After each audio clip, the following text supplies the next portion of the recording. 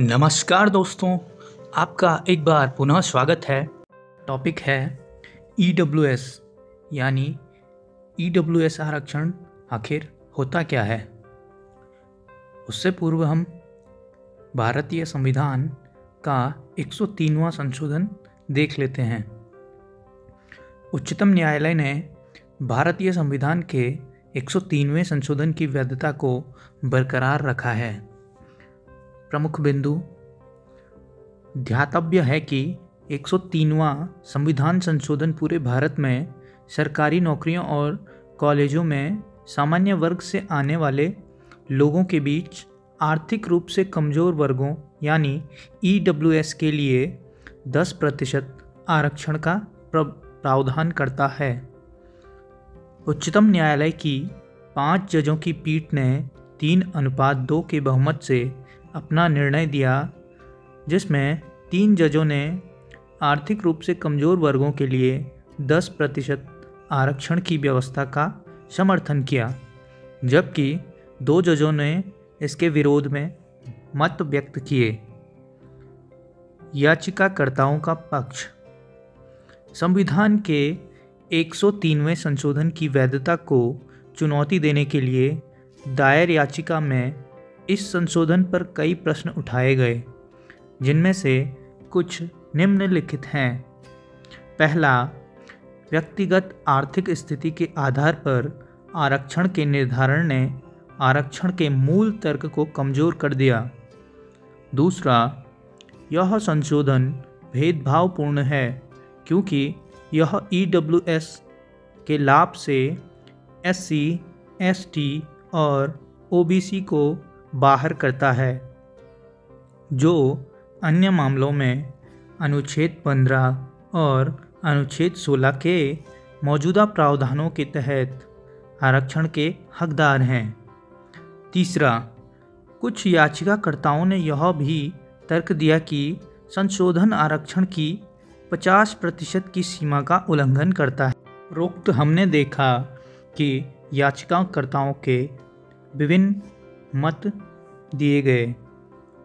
अब बात करते हैं कि EWS के पक्ष में क्या मत रहे।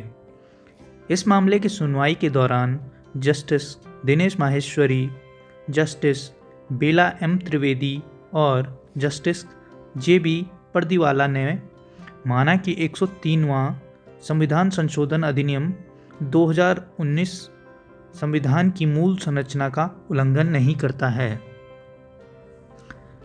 आरक्षण का एक समतावादी समाज के लक्ष्यों की ओर एक सर्वसमावेशी प्रगति सुनिश्चित करने के लिए राज्य द्वारा सकारात्मक कार्रवाई का एक साधन है।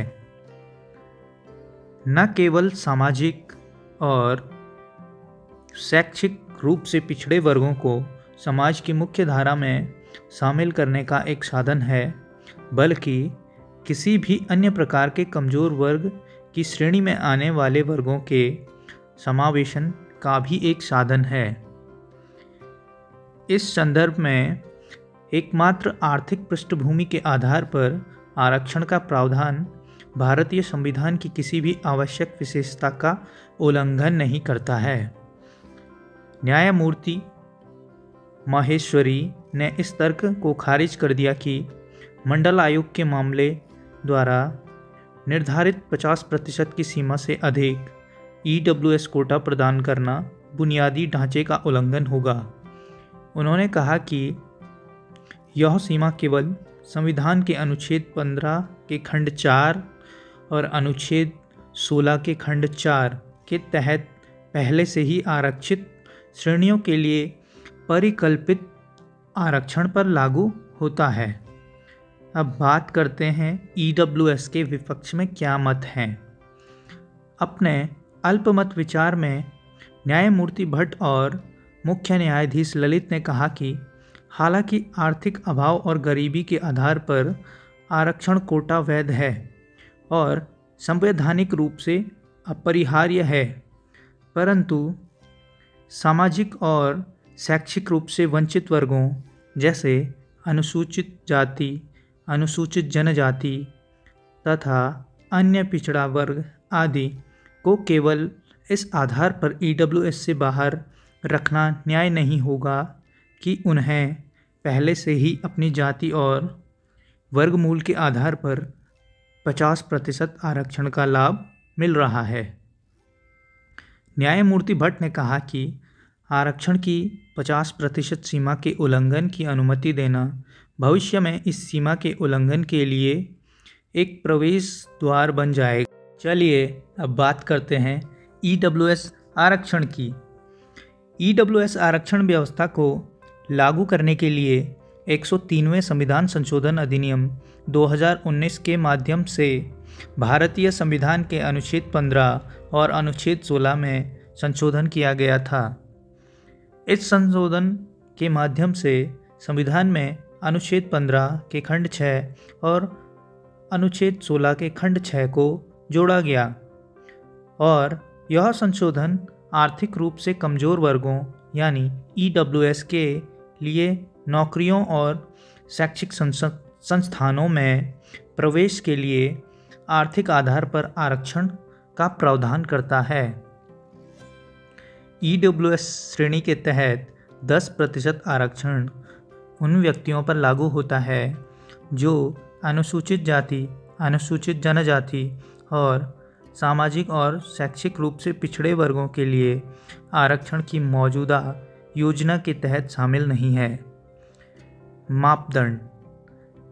ईडब्ल्यूएस के तहत आरक्षण की पात्रता निम्नलिखित तथ्यों पर आधारित होती है। इसमें आवेदक जिसके परिवार की वार्षिक आय 8 लाख से कम, आवेदक के पास 5 एकड़ से अधिक कृषि भूमि नहीं होनी चाहिए, अधिसूचित नगर पालिकाओं में 1000 वर्ग फुट से कम आवासीय फ्लैट या 100 वर्ग गज से कम आवासीय प्लॉट और अन्य नगर पालिकाओं में 200 वर्ग गज से कम वाले भी ईडब्ल्यूएस कोटा के आरक्षण के लिए पात्र हैं। अब बात करते हैं ईडब्ल्यूएस के महत्व की।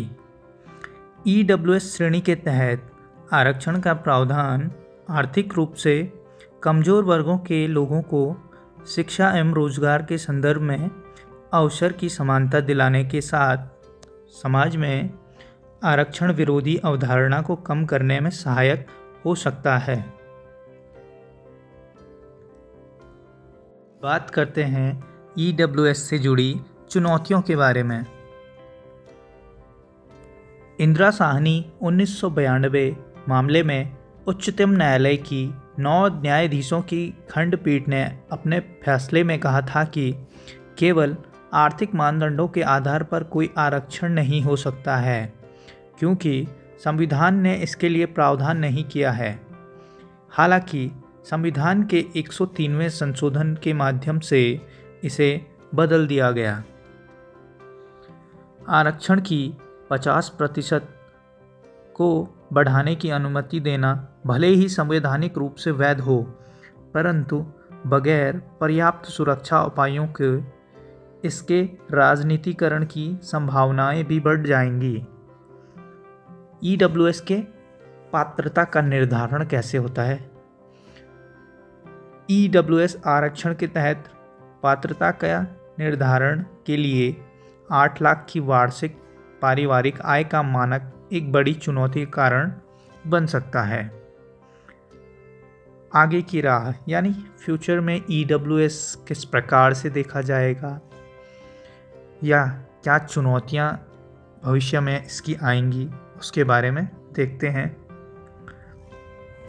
इस मामले की सुनवाई के दौरान जस्टिस त्रिवेदी ने कहा, आरक्षण की व्यवस्था को अनिश्चित काल के लिए नहीं रखा जा सकता है।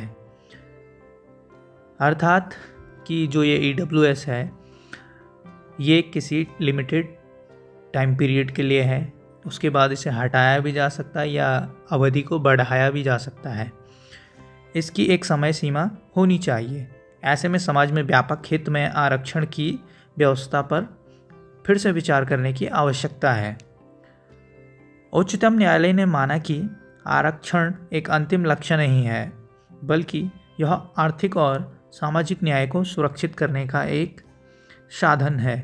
वास्तविक समाधान समाज में कमज़ोर वर्गों के सामाजिक, शैक्षिक और आर्थिक पिछड़ेपन के कारणों को समाप्त करने में निहित है। इसके तहत पिछड़े वर्गों के सदस्यों का बड़ा प्रतिशत शिक्षा और रोजगार के स्वीकार्य मानकों को प्राप्त करता है।